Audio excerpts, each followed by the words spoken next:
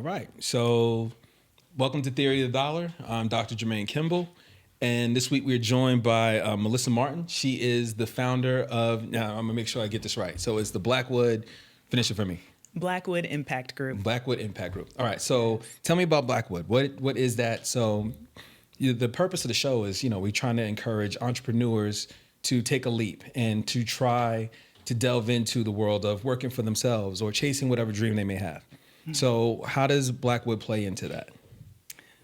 Oh, well, I can tell you the story of my transition from working, obviously the 9 to 5, to owning my own business full time. Yeah. And then we can lead into, who Blackwood Impact Group is. That's perfect because, one of the things that, I want to make sure to drive home to people is that there are a lot of opportunities out there for us. We think that, you have to stick with the 9 to 5 in order to feed your family. But, there are other things that you could be doing. And particularly there's things that play to your strengths that you've gained over the years working a 9 to 5 and how you can apply that to your own thing.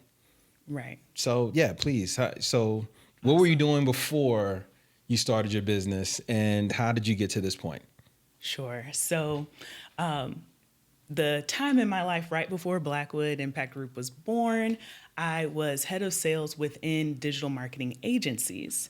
So I was selling a lot of SEO, search engine optimization packages in the earlier days when businesses really, they still want to rank on Google, obviously, but it was just the earlier days of search engine optimization. So selling packages, monthly packages like that, website design and builds, and monthly marketing campaigns like pay-per-click, social media ads, so on and so forth. And when I always knew that I wanted to retire and teach, right? Okay. And the step before that is consulting. And since I was already in consultative sales, I just knew that I wanted to consult. I wanted to have my own agency to really be able to offer a more niche and tailored solution.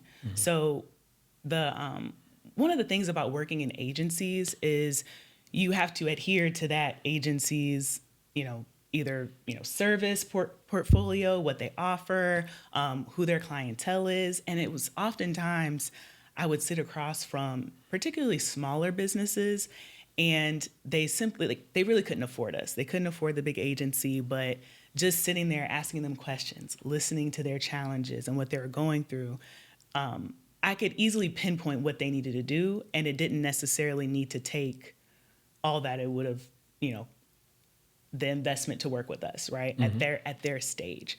So let me, not ramble on, but that's good. So that was the first, and I can still see the man that I was sitting across from when it really clicks. Like, I can help you. I can help you. You don't need, anyway.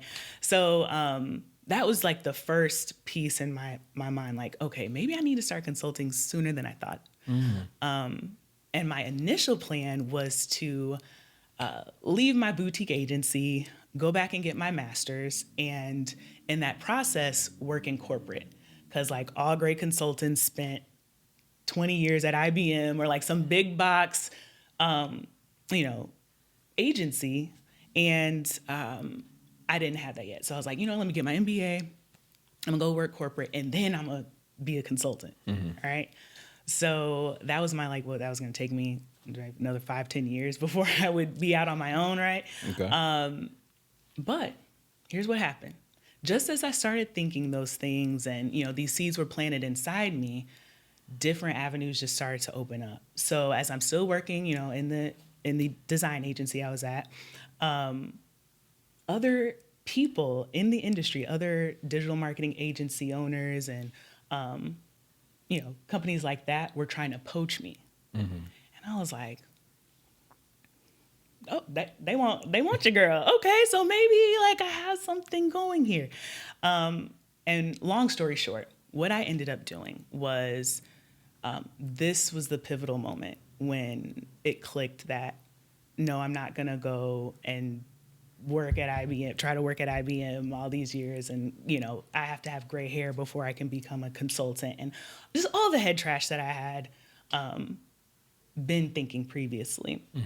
So when they started to poach me, I said, you know what I'm going to do? Instead of going to work for you, why don't you just sign or put me on retainer, right? And thus, I did a few of those, and thus Blackwood Impact Group was born, Okay.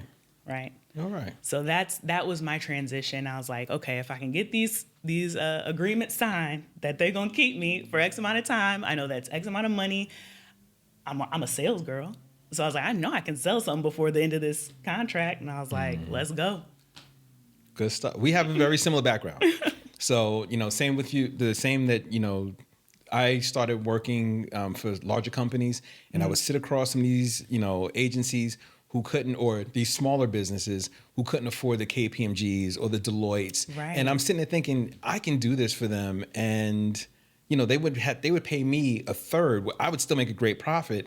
They can afford to continue doing business the way they want to, and it wouldn't kill them, and it would help me build my clientele. Very similar story. So I love it. I think let's pause on something that you just said, because it was very important.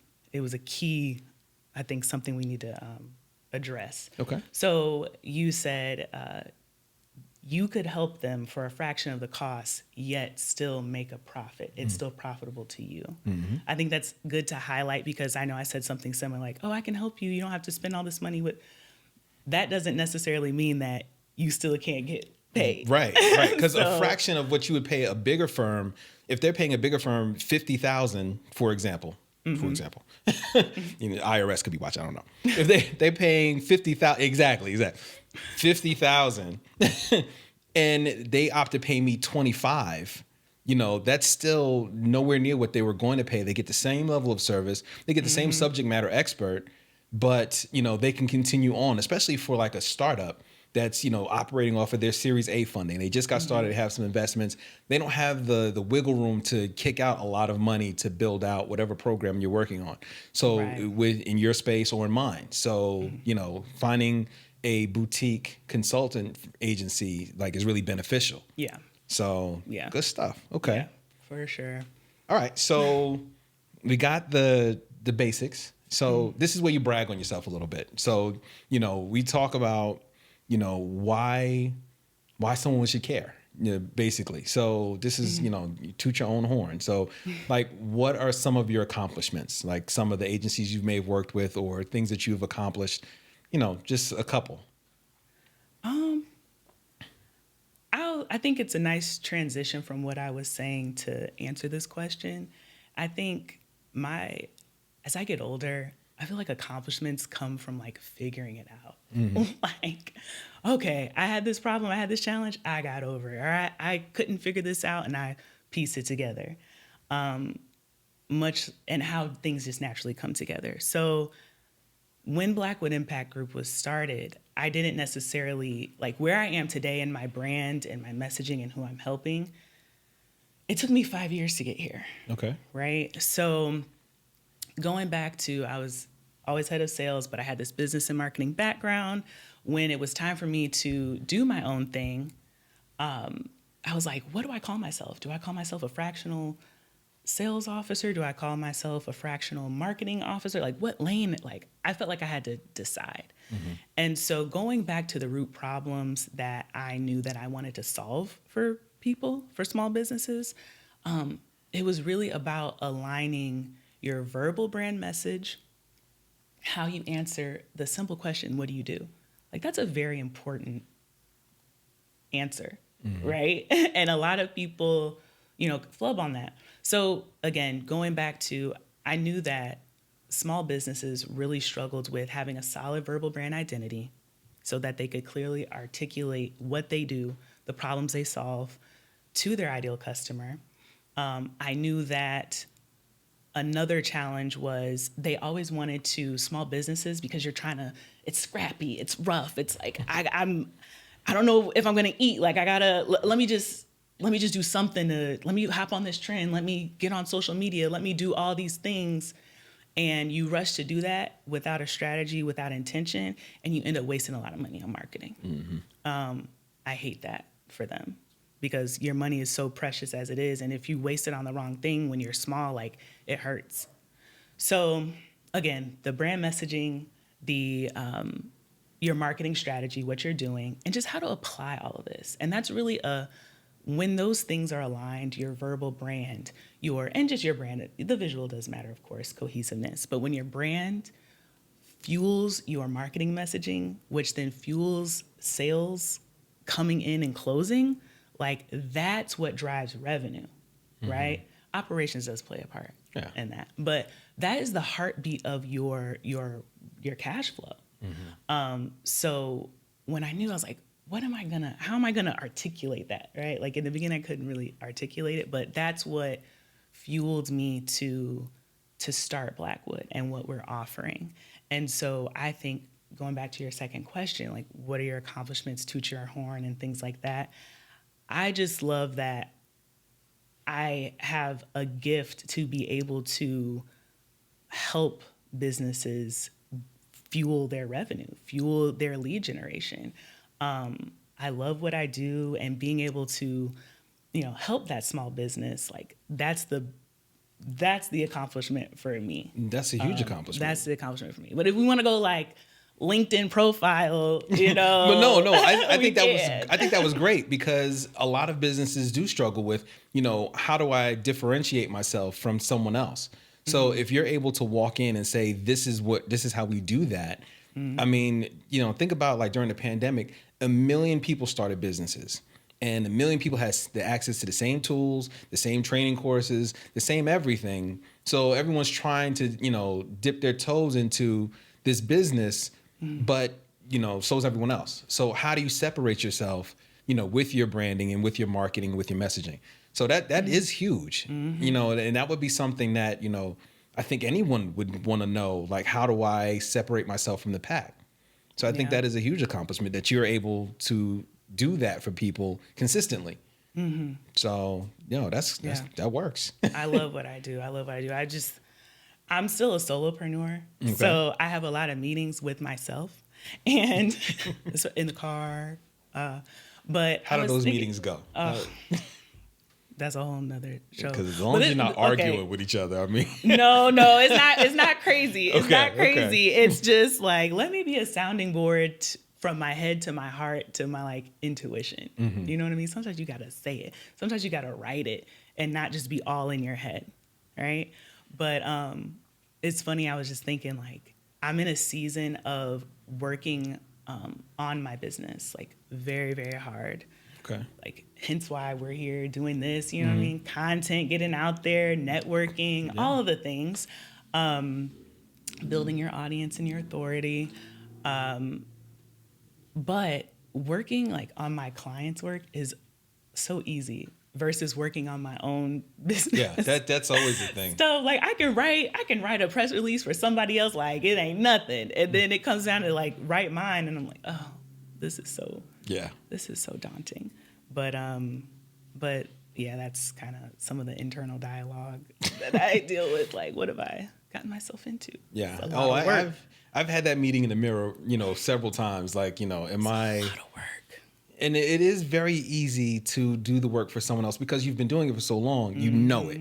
But the aspect of selling yourself is, something that a lot of people aren't used to. Like, I still have, like, it's funny. I've been working for companies for a long time. I Equifax and Bank of America, and I'm running these departments. And my mom, of all people, she used to say, you're selling yourself short, not putting yourself out there. I said, I'm not one of those people that just feels comfortable talking about myself. It's actually the bit of feedback that I got on the first episode of the show was, I went through the whole spiel of getting to know my guests, but I never told people about me because, I don't feel like I need to, go into all of that because it's about the guest and what they can bring to others. This is his show. Yeah, but this is his show. You better say something in the beginning. I do. I mean, the beginning and the end. I need to. And that was, like I said, that was a bit of feedback that I got, is that you should tell people more about yourself. And I plan to. The next episode that I'm going to do, it's going to be a little bit me focused. But, putting yourself out there was something that it was easier for me to do the work for someone else and to grind. And the accomplishments, all that stuff is great. But it took that conversation to, I'm going to take a leap and I'm going to try to build my own brand. I'm going to try to put myself out there and continue to work on it. So I feel you on that about having those, discussions with yourself about what am I doing or how can I do this better? Or, I completely understand.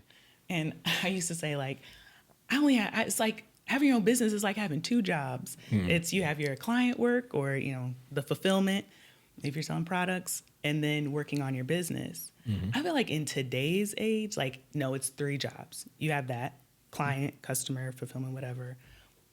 You working on your business, the vision, making sure, the operation, depending on what stage you're at. Even if you do have employees, you still got to do some of that. But then the third, this right here, the content creation. Yeah. Like that is a whole nother job in itself. It is, but it's, again, I feel like with the landscape of today, especially the small business, the someone that is coaching, consulting, selling courses, things like that, you really do have to be out there and you have to be delivering value consistently, constantly. Building trust. Right. To grow that audience, to have it all come full circle. And yeah, I think someone considering starting a business, you really want to make sure you check all the T's, dot all the I's on what you're really getting into, because it seems very glamorous. Like some days I just wish it was a consistent check and the insurance I didn't have to worry about, and I didn't have to figure out how to be a financial advisor and a lawyer and all this in one. But yeah, it's not for the weak. No. It's very, very worth it if you know your purpose, you're doing what you love, all the things, right? All the things. So That was a hard learning curve for me, was the feast or famine of consulting. So some months I was constantly going. I'm traveling next week. I'll be in California for a client. And then, I'm constantly going. And then there's months it's like, is McDonald's hiring? Because, so. Could be a barista real quick on the side. So it's learning how to juggle the highs and lows. So that is something huge that, a lot of people, that's what stops a lot of people from taking that leap, is because of the what ifs. Yeah. So, what if things go wrong instead of focusing on what if things go great? Right. So, how much encouragement did it take for you to say, what if things go well versus all the things that could potentially go wrong? When I decided to start my business, I didn't think of anything going wrong. That's what I'm talking about. I just believed, like I knew. The funny thing, and this has gotten, what I'm about to share, it's gotten stronger. So I started Blackwood almost 6 years ago. Okay. It'll be 6 years in May. And just the thought, like going back to when I said like, oh, I'm going to get my master's, then I'm going to do IBM, and then I'm going to do, which I did get my master's. I did get my master's, but the same year I started my master's program, I started Blackwood. So this is 5 years ago. Okay. Wild. I was doing a lot in 2018. But I didn't think anything would go wrong because things just kept happening pointing me in the right direction. Okay. Right. So when I thought that I was not going to be a consultant for so long, the idea popped in my head. Why don't you turn these, poachers into retainer clients? Poacher sounds so harsh. But it's the truth. The truth. They were trying to poach you from where you were. I'm saying that. It'd be all right. Yeah, okay. But so when things like that just kept happening in the right direction, it just gave me all the more belief. Like it just kept building my faith that one door will open, the next door will open, the next door will open. And so I didn't have any doubts. That's what's up. A lot of people can't say that. Yeah. So that's in the beginning. Yeah. In the beginning. I did just say, I was like, is somebody hiring? No. But yes, in the beginning, it was very much like, we're just going to put this plane together as we fly, but we are not going down. There you go. You're not going down.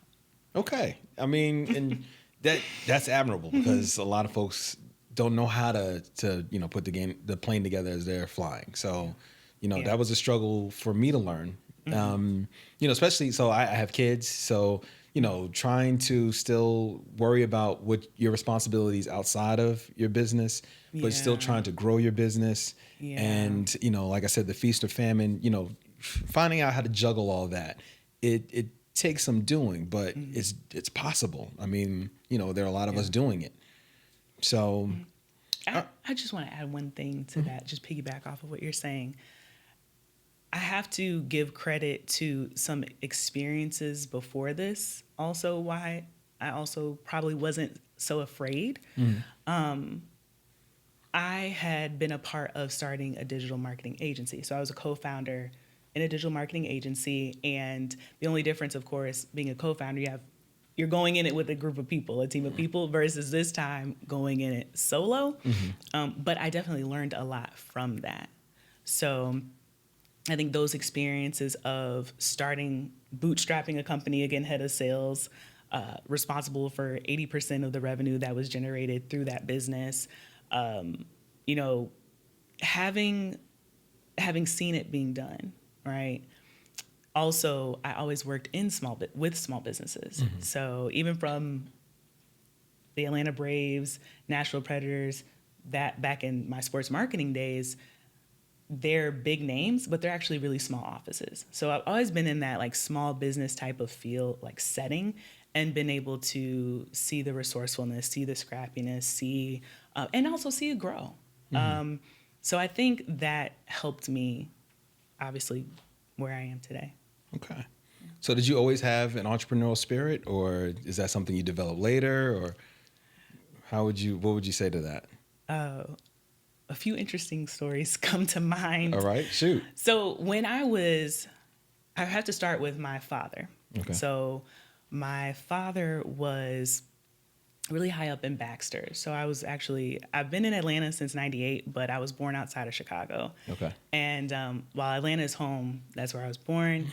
My father, like I said, was high up in a organization called Baxter. They pharmaceutical sales, all that. So he also got his master's from Northwestern. And he would take me to the office. He would take me to his classes. So I grew up seeing a businessman. And when I was younger, I didn't even want like the kiddie cash register. I wanted to go to let's go to Staples and get a real cash register. Like I'm trying to really type on this thing. Or I wanted the old laptops. I wanted legal pads to write in. Like that, I love that. I still play with dolls. Like I'm not totally weird. But I had a thing for office supplies. Okay. Anyway. That's new, but okay. I had a thing for office supplies. And fast forward, when all the kids were selling lemonade on the corner, I was not. Okay. But I was like, I'm gonna sell something. What am I gonna sell? I'm gonna go to Hobby Lobby and make some handcrafted soaps and sell them on the corner. How old were you doing this? Oh gosh, I had to be 9. So a 9-year-old came up with the idea of selling soap, handcrafted soap. You can call Rhoda. That's my mom. I'm not mad at it. It's just there's lemonade, there's cakes and candies and snacks and stuff. You went there, but that's good. And listen to this. This is so funny. So one time my mom was like, we were at home. A neighbor came to the door and they were like, the man was like, is Melissa home? And my mom was like, who is this grown man asking for my daughter? He was like, oh, my wife sent me over here. We've got guests coming in town and we need some of those soaps in our guest bathrooms. Can Melissa get us an order? And in the moment, I didn't think like, oh, I'm going to be an entrepreneur. It was just naturally me. It was naturally what I wanted to do. Got a little older, started selling candy on the bus. Wasn't supposed to do that, but I did it. I just always wanted to sell something to help people. I give them something different, something So that's my background. Okay. So I didn't realize it, but yeah, I was born to do this. Okay. Yeah. All right. So you started early, That's unbeknownst to me, unbeknowing, whatever the word is. Okay, so how do you go about selling yourself now to businesses? So for me, I use LinkedIn a lot. LinkedIn, I go to different conferences and I'm passing out business cards or, check out my online profile, whatever the case may be. Right. So how do you do that for yourself? Yeah, a few ways. I'll start with a more mechanical way that I'm building now. It's a lot of what I do for my clients actually. So what is it? The cobbler's kid is about to get shoes. You know what I mean? I know You what you I'm mean. trying to I'm say. with you. I'm finally doing what I do for other people. I'm doing Do it it for for myself. yourself. Yeah. Okay. So it's been really exciting and a lot of work. But I start with I'm going to be talking about building out my sales funnel. So how I am, while I'm not client facing, doing a lot of the or networking and on social media. Another side to that, like the things that you were just sharing. Yes, I'm doing that, but I'm also really focusing on collecting emails. Like that is my number one key performance indicator. Okay. So how many people, essentially how many leads, how many people are opting into my ecosystem, you know? So what I'm doing is I start with a lead generator and I promote that through social. So a lead generator is just essentially a free asset. Think a checklist, ebook, a quiz, right? I create that. I create that for my audience, solving a specific problem. Like I have a marketing assessment and another quiz that will pinpoint the flaws in your sales funnel. So I have these interactive pieces. I promote them. When someone opts in, I collect their email address. Now, from those different lead generators, there's usually a follow-up, right? Like book a consultation. There's some type of call to action, right? So Okay. that's another part of my strategy. Next to everything I put out, like 95% of my posts, if you look at the bottom of them, it's going to have a call to action. So after they've downloaded the lead generator, I prompt them to book a call with me, right? To address those issues that we just uncovered from this quiz, right? If they don't book a call right after that, I put them through an email sequence. And I like to do, first I'll do like a maybe 4 or 5 emails that are about the actual lead generator that they downloaded around that topic. So offering more value out of that, et cetera, et cetera. And then I put them in like my general funnel. All right, let me stop you real quick. Ask you a question. Is this automated? These emails and everything that goes out, or are you manually doing this? It's automated. Okay. Which I'll tell you about that too. Perfect. So great question. No, I'm not sitting hitting Great reply question. on that every time. But so I did get it automated. But first building it is about 4 nurture emails. So just again giving more free value, saying, hey, how did this work? Are you trying this? You know, much like what you would put out in a social post or things like that. Then the next 4 emails are going to be more of a sell. So I'm going to maybe send an email about sharing a testimonial or a case study. And then again, having my call to action be book a call or contact me, whatever. So I'm just working on that funnel. So getting people promoting that lead generator, getting them into my ecosystem to then nurture them and encourage them to do business with me. So that has been working really well. It's essentially, it's a foundational sales funnel. Like Okay. that's like your bare bones, what you need, right? And then I would suggest putting some investment and time into social media, so on and so forth. Because again, if we kind of work that backwards, where I'm getting the lead or what I do after I convert someone from social media, like that's what really matters, right? We don't own Facebook, we don't own Instagram, we don't own anything. The only thing we own is our websites and our emails. And phone numbers if you're lucky enough to get those, right? That's the next wave. but Okay. but yeah, so that's really what I try to focus my efforts on, is having a foundation to then automate and nurture and things like that. So do you think someone who has, let's say, like a clothing business, can they apply those same techniques for their business to grow? Absolutely.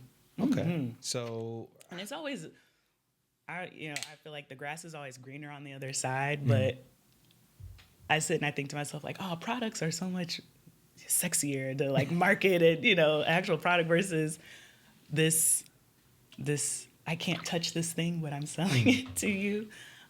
But you're able to show value. So, Yes, yes. you essentially are the product. So, Makes sense. as a business owner, if someone can show me how they can help me generate more business, I mean, there's value in that. So, yeah, I mean, it works for you too. So Yes, it does. It does. But to answer your question, yes. Product, it's the same. It's essentially the same thing. Okay. It's the same thing. Think of it. So I said, what did I say? A quiz, a checklist, an ebook, whatever. Spin that to a product. That's a demo. That's a free sample. You know what I mean? So there's definitely things, email me. I'll send you this little travel size bottle of lotion. You know what I mean? So are there free versions out there that so I'm starting a business and I want a lead generator, but I don't have the capital to go out and buy, something. Is there for a lot of companies, they use something cheap or free, like SurveyMonkey, to ask questions of potential customers. So are there tools that are available to people that cost nothing?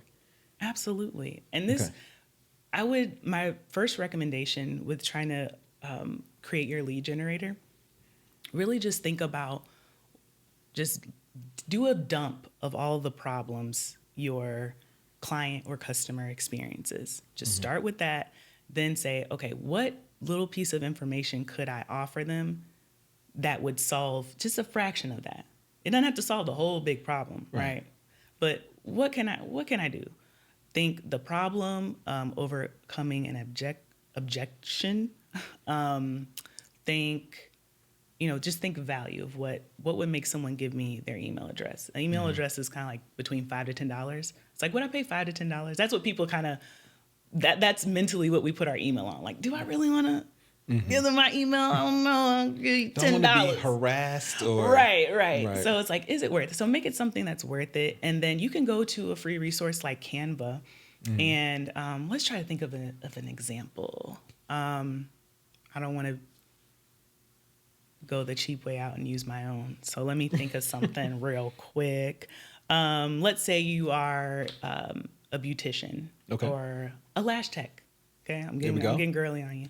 A lash tech. One of your free resources could be, here's a checklist of how to not only keep your lashes looking great in between appointments, but keep them even longer so that you can save money on getting them refilled, right? You give them something like that, they'll be like, yeah, what do I need to get? Or what do I need to do?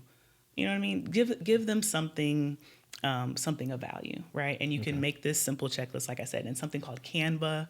It's free. They have templates, so you don't have to be a designer to use it. And then there you go. It's a PDF. It's easy. It's super. Don't overthink it. If you wanted to get fancy and do a quiz, which is also really fun, quizzes are great. Quizzes and assessments, because when someone takes a quiz, it's like they're learning about themselves, right? Right. And hello, who doesn't want to learn about themselves? That's why we want to check our horoscope and all of that, right? True. You crave to be told about yourself and discover yourself. So a quiz is great. Or validate something that you already believed. Yes. So, okay. Yes. Like I see some really cool quizzes by designers that are like, what kind of font are you? Or what kind of logo are you? Or what's your, if your brand were a car, what car would your brand be? Stuff like that. Yeah. If you can get creative and think of things like that, you can easily make a quiz in things called software like Typeform. That's free. So there's different things. Just get on Google, type free resources. You know what I mean? Like it's definitely doable. Okay. Yeah, it's doable for free. It sounds like big and fancy, but it really doesn't have to be that. Yeah. See, and you know what? A lot of folks don't realize that these things exist. So, listening to you explain it and all the things that you've been able to accomplish, it's like, okay, that's going to cost me something. So, no, that's good to know. That's good to know. So, and you gave an example how it can apply to other types of businesses, which is great. So, what would be the next step? Oh, let's back up a little bit. So, how do you get people to interact with you to begin with? So, new business, we'll stick with your lash tech. and I created, I have an online profile, I have social media. How do I attract people to my page to begin with? Well, you're going to have to be consistent to get your reach outside of just the people who are following you. A great way to do it is to run ads, truly, and not just to your page. Or again, you want to be a little bit more strategic than that. So going off of the lead generator concept, I would say you want to create social media posts, just content in general. You want to create content that can funnel to the lead generator. And that should have a landing page. So I don't want to get too technical, but essentially it's where the lead generator lives online to where they can go download it. You can put the link in my bio. You can actually you want to have that link for that. I would recommend driving ads to that landing page, right? Okay. So instead of just saying like I want people to come to my Instagram or whatever, drive it to either a strategic landing page or your home page to really then convert them. Okay. So I'm more so about what's the end goal here, right? It's not to just look at a page or follow. It's let's get a sale. Right. So I always opt in, again, going for that email, going for their information so that you can follow up with them and convert them from lead to customer. Okay. So you hear a lot of people talk about the algorithm online, Facebook's algorithm. If you're trying to sell something on a personal page, it's not going to show up as many people because they're trying to move you to a business page and pay money for that, so forth. So or is that something that you help your clients beat the algorithm, essentially? Like how can they get in front of more people outside of, they post consistently? I mean, are there other steps that they can take to get in front of, outside of their sphere of influence? Yeah, I really believe in the power of just giving online. So not always a hard sell. And what I'm seeing now work a lot better than just the how-to content or a lot of education, which I'm sure you've aware of and have been seeing, is really telling a story behind it. So instead of just saying, buy this product or this is why it will help you, putting a story behind that of this person struggled and then they felt like they could never get over this problem until they found, you know what I mean? Yeah. So just putting stories behind what you're sharing, and in that people can see themselves, in that people can see, benefit and value. And I think that helps convert people quicker than just, your basic how-to type of content. Right. Okay. I mean, that's good stuff. All right. So we have how to get people to our page. We have how to get them to our landing page. So what would you say, and just summarize, give me a couple more steps that someone watching this can put into practice to help expand their customer base? Okay. Pay attention to the customers you do have. Let's back up. Okay. Let's back up there. All right. I think a lot of the time we go towards more when we need to. The lowest hanging fruit is what's already the customers that we or the clients that we're servicing now, or very previously. If you have any recurring, again, this depends on if you're a service-based business or a product-based business. I do realize, probably a lot of my language will be geared toward a more of a consultant, service-based business. However, I hope whoever watching this, whether it's service or product, this can serve you. So, or you can take something from it, but really focusing on your customer service and doing what you say you're going to do. Building, niching also can get you. Dumb that down. Niching down. Yes, I will. Absolutely. Because it's very important. I think this is a huge reason why a lot of businesses struggle to generate leads, is because or a bigger audience, because they're trying to talk to everyone and not a specific person. So niching down means just narrowing your focus. Instead of saying, we can help everybody, we help anybody, all budgets welcome. You know what I mean? It's getting very laser focused instead of saying we're a law firm that does probate, estate, mitigation, divorce, Target. workers' comp. Yeah. Let's say you just do workers' comp, right? And we can grow from there as we need. But trying to be a jack of all trades will have you not attracting the right clientele, Okay. often leading to burnout. So I say, again, before we're talking about driving a lot of new leads into your ecosystem, new business, make sure what you're in business for and what you're doing is really best suited for you, so that you can then do the best for your clients, right? It's no good to flood the gates with clientele if that's not together, right? So, but once that is together, you can then target your messaging to really, when you're speaking to one person, it's like speaking to a lot. So I think when you clarify your message and make sure that that's clear throughout your website, throughout your throughout the language you're using on social media, in your bios, everywhere matters. Going back to the simple answer to what do you do, that generates a lot more responses, grows your audience quicker when you can really connect and convert when you're saying what you do, right? If I give you a lame answer to, if you ask me what I do, you're not going to be able to refer me to somebody. You're not going to be able to remember me or think of me when an opportunity could, come my way, because I didn't leave an impression on telling you what I did. So it's those smaller things, right? It's those smaller things, getting those in place. That's how you're going to be able to generate leads and audience and people, things that actually stick. All right. So I hope that answers your question. that was perfect. That was perfect because, again, I'm still focused on people that, have YouTube gives analytics of who've watched your videos, right? So the first video we put out there, it told me that the bulk of the folks that watched, and that was, focused on starting a real estate investment business. So the bulk of the folks that watched were in their late 30s to late 40s. So in that range. So 40-year-olds. And, a lot of the comments were people saying, I can apply this to my business. I'm getting started. I'm trying to get started. So this is excellent information about how to get started. So for those people who are a bit beyond that point, how can they use this to scale?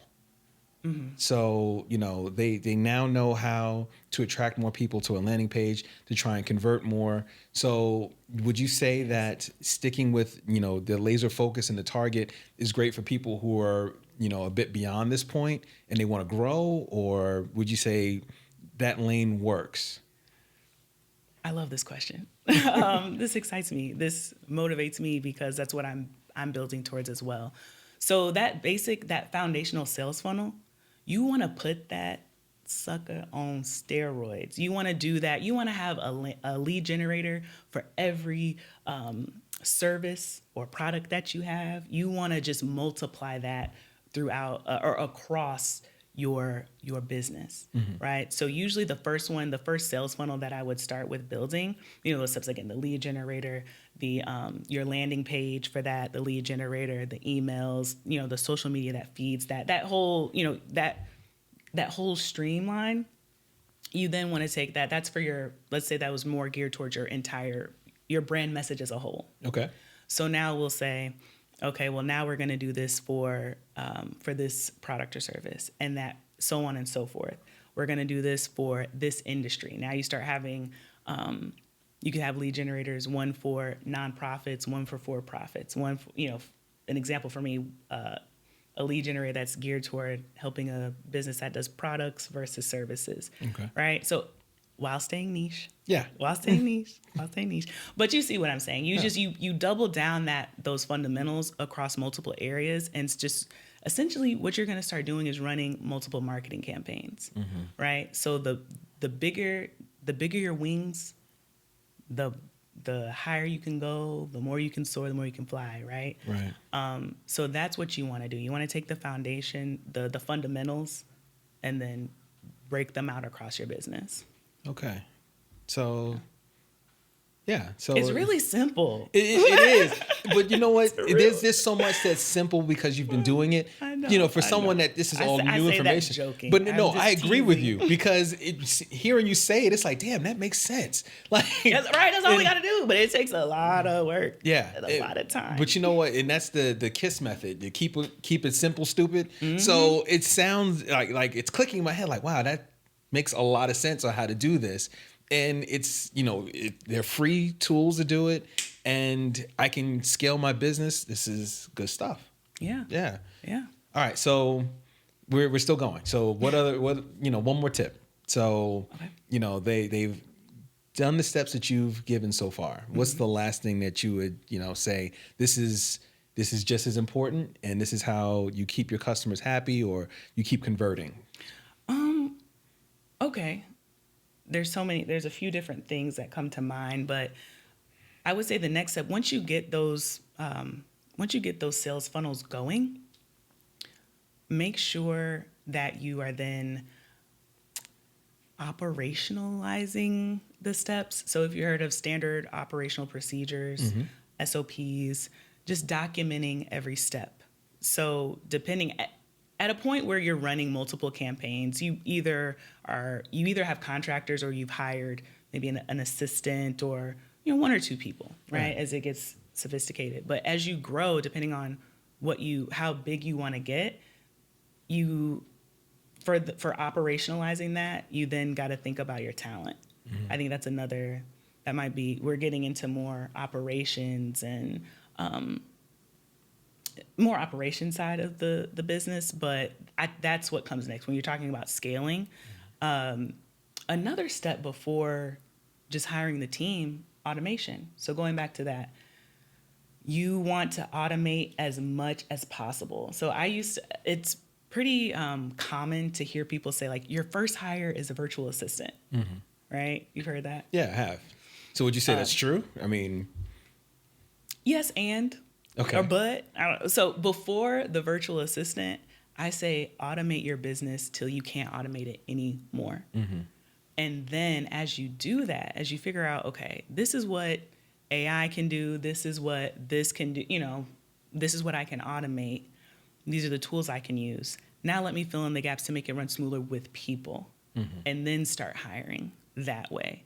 That's the approach that I think makes the most sense. I think is more cost effective. Okay. So. All right. So how could someone automate the emails I get, the lead generator I get? What else for someone offering a service? What else can they do to automate? Is there anything else that jumps out at you? I mean, it can be so simple as, for example, I've had Calendly, and I've been paying for Calendly for years. Yeah. This is embarrassing to say. It wasn't until I think like the fall or like December that I started using it to like another level, and I'm like, I had this capability at my hands this whole time, and I've been sitting here. I might share my calendar, but getting like everyone to vote on it, just the little trinkets that you have at your disposal that you're not really utilizing. See, and I've never used Calendly. So I use it to book calls. So, Okay. I haven't gone beyond that. So Go beyond. Okay. It will save you so much time. And that is what we all need, like especially as a service provider. Our time. We're spending too much time on non-revenue generating tasks when we don't have to. See, this is good. So the name of the show is Theory of the Dollar, right? So my theory of the dollar is the dollar represents time. And how much of your time are you spending either making someone else money or making your own? So you just, right there, that the time that you just identified is money that they could be making doing something else or scaling their business. So that's good stuff. Yes. So Yes. Okay. Yes. So start there. Like, start with automating your freaking calendar. Like, start there. Start with, think about emails. Okay, so emails are such a time suck, right? Like, answering to them, right? So think about what are the standard emails that I write like over and over and over. Simply just taking the time to make a template for that so that you can just copy and paste it when you need it, instead of just the little nuances. You know what I mean? Yeah. Just making templates like that. Hopefully you have a proposal template. You know what I mean? Just things that you can plug and play, light modifications, and get them out the door versus starting from scratch every single time. Yeah. Again, the going back and forth. When can you meet? When can you meet? When can you meet? Here's one link. Y'all figure it out. Holla at me when you. I'll accept it on the calendar. You know what I mean? Like, just here's the dates I'm available. Y'all choose. Right. Just things like that can just save you so much time. So I would start there. Don't overthink it. But I will say Keep. I love Keep. HubSpot and Keep are great for automations. I think Keep is better for smaller businesses. All right. Define what they do. Keep is full business automation. So right now I'm doing my emails through there, but it also has the component of Calendly. So I can do the same thing I can do in Calendly, I can do in Keep, which that reminds me, I gotta cancel Calendly on Monday. But yeah, I just signed on with it. It's total business automation. If you're having webinars and you want to have your landing page that for the sign up, I'm sorry. You're fine. For the the sign up page for your webinar or your course, or, any type of marketing campaigns that you're launching, you can do it in there. Okay. So even that's great for people just starting, because if you don't even have a website, like you have landing pages at your fingertips and Keep. But just check them out. I mean, I'm not an affiliate yet, so right. I've said enough for the Keep software. But this is good for people who are trying to find a way to get started or expand. So we're not going to make them more money, but for someone that's trying to learn, this is good seriously, stuff. Yeah, they're great though. They're great, and the people, just my experience being onboarded on with the software, it's been really, really pleasant. So definitely check them out. For whole business automation. But there's tons of places or tons of options out there in software. It's just a simple get on YouTube and kind of see which ones are, which one kind of sticks out to you. But it's definitely, again, to drive my point home, I think figuring out what you can automate before committing to a hire, I think that will really help people. Okay. Yeah. Grow and scale. Yeah. All right, this has been fun. So I know that there's more that you can keep going, and I've enjoyed this conversation, so I can keep asking questions. Likewise. But tell the folks how they can find you, and all of your socials and contact information. All right, you can find me. I was gonna say LinkedIn first, but there's a million Melissa Martins. So let's just start with BlackwoodImpactGroup.com. I'm very active on Instagram at Blackwood Impact Group. You can find me there. Thanks so much for having me. No, I appreciate you coming in. Thank you. You're welcome. So this has been a lot of fun. All right. Again, Dr. Jermaine Kimble, thank you for joining us, and we'll see you next time.